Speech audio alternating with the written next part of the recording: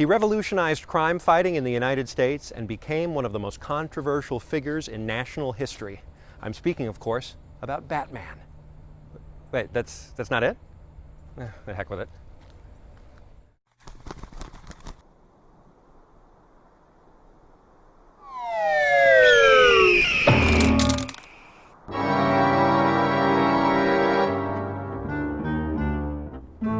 Hi, I'm Aaron Killian for Dead, White, and Blue.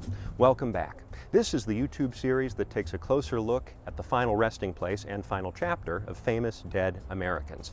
Today, we have an investigation of the final chapter and final resting place of FBI Director J. Edgar Hoover. Now, let's find out more about Hoover's life before death.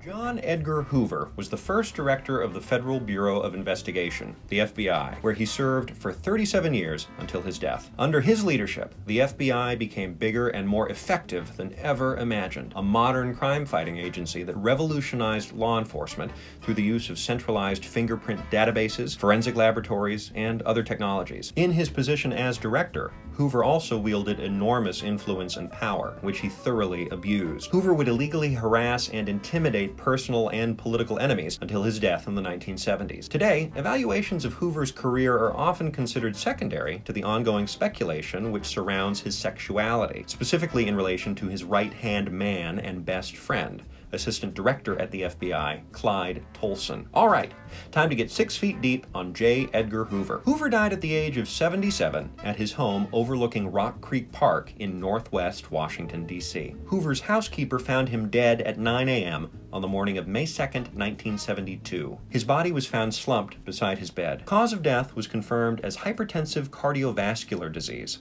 a heart attack. He had worked a full day in the office the day before. His death was announced to the public at 11 a.m., and speculation began immediately. As a high-profile and controversial leader in the justice world, some claimed he was murdered. No real evidence exists, but hey, who doesn't love a good, baseless conspiracy theory? Hoover's funeral was held 2 days later on May 4th at the National Presbyterian Church, where Hoover served as a deacon. It was a full state funeral attended by 2,000 mourners. Prior to the funeral, Hoover's body lay in state in the Capitol Rotunda for 24 hours, an honor not typically afforded to civil servants. After thousands of onlookers filed past, his casket was escorted to the church by an honor guard of D.C. police and senior FBI members who served as honorary pallbearers. The funeral was officiated by the chaplain of the Senate and attended by President Nixon, the Chief Justice of the United States, and countless other statesmen and dignitaries. It was followed by a private burial service at Congressional Cemetery in the Hoover family plot. President Nixon delivered Hoover's eulogy, sharing, quote, J. Edgar Hoover was one of the giants. Nixon then went on to talk about Hoover's integrity, honor, loyalty, and said that the principles for which Hoover stood would not fade away, but others were less gauzy. Hoover's New York Times obit read, quote, as the only director that the FBI ever had, the strong-willed and demanding bachelor molded the Bureau in his own image, efficient, incorruptible, and rigid. Let's see what this contemporary news report had to say about Hoover's passing. CBS Evening News with Walter Cronkite and Dan Rather in Washington. In 1924, during the Coolidge administration, Hoover took over the then scandal-ridden Bureau. Thus began a service that spanned 8 presidencies and almost half a century. The 8 presidents under whom he worked, both Democratic and Republican, gave Hoover virtually a free hand to run an FBI he had cleared of political factionalism and made into an investigative organization envied around the world for its efficiency and high standards. Yet toward the later years of his life, Hoover came under increasing criticism from liberals, who saw his operations as a big brother-type threat to civil liberties. He was accused of using the FBI as his own public relations instrument, and his preoccupation with the threat of communism seemed dated. Yet Hoover himself saw communism as a real threat to the security of America.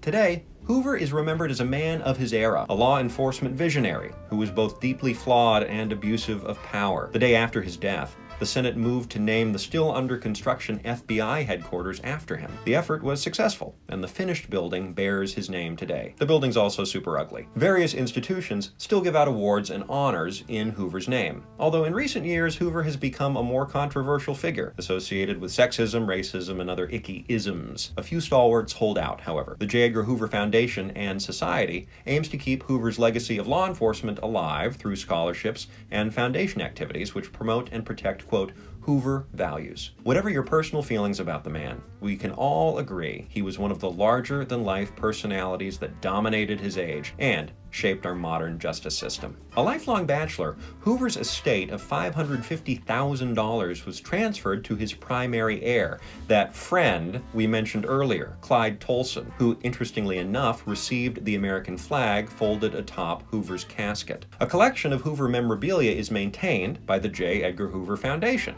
and can be seen at the D.C. Law Enforcement Museum or at D.C.'s 16th Street Masonic Temple. On a less personal note, the political significance of Hoover's death sparked debate about the proper purpose and nature of the FBI, a debate that still rages today. Unfortunately, for the purposes of our video, well-known FBI agents Fox Mulder and Dana Scully could not be reached for comment. Now, let's go see where he's buried. J. Edgar Hoover is buried in Section 1, Range 20, Site 117.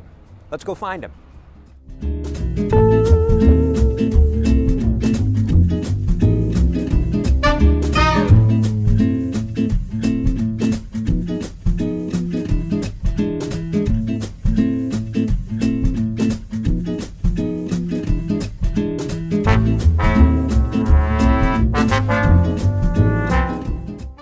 Here he is.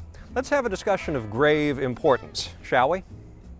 Hoover's family hailed from Washington, D.C., so it's fitting that he is interred in Congressional Cemetery, alongside both his parents, Mother Anna and Father Dickerson, and his sister, Sadie, who died in childhood. The family plot is further surrounded by a wrought iron fence, which was paid for by the retired agents of the FBI. The fence bears a replica of the FBI seal in cast metal. The J. Edgar Hoover bench sits across from the gravesite and is adorned with its own modified version of the seal, representing the Society of Former Special Agents. The bench gives visitors an opportunity to contemplate Hoover's life, legacy, and his ranking within the pantheon of famous Hoovers. His chief competition, of course, being President Herbert Hoover, the Hoover Vacuum Cleaner Company, and of course, the Hoover Dam. Here's a dam picture. Interestingly, only a few steps away, visitors can also find the grave of Clyde Tolson, the man whose relationship with Hoover is still the source of speculation, rumor, and the occasional snide remark. If you enjoyed the video today, don't forget to like, share, and subscribe. Plus, if you want to learn more about Historic America, support us on Patreon, and check out our podcast, A Place in Time, don't forget to visit us at www.historicamerica.org. This and more information about everything we covered in today's show can be seen in the description below. Make sure to check out our other videos we upload regularly. For Historic America and Dead, White, and Blue, I'm Aaron Killian, and I'll see you inside the cemetery.